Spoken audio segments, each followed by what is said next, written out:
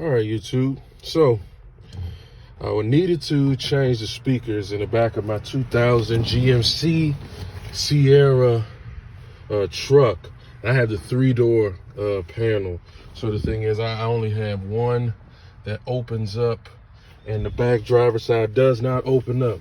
But this is not my everyday truck, nor is it something that is like the utmost value. It's got like 282,000 miles on this joker.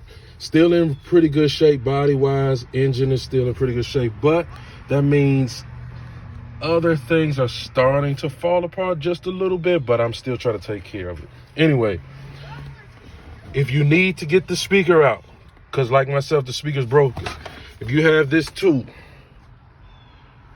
right here, I got it from Harbor Freight. It's an oscillating tool.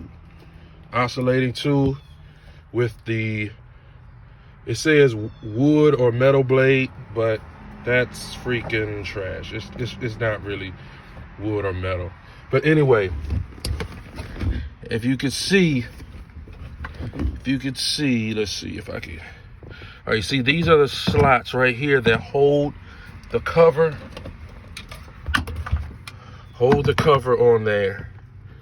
So the thing is, I went directly underneath the cover when I cut this, and just went all the way around and made a perfect square.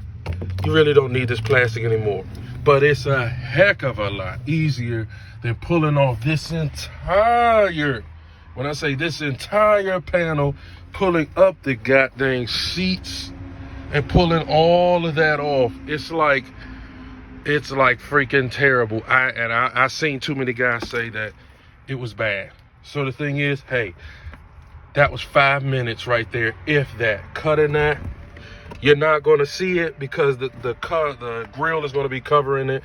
Now you see I got access to the freaking screws.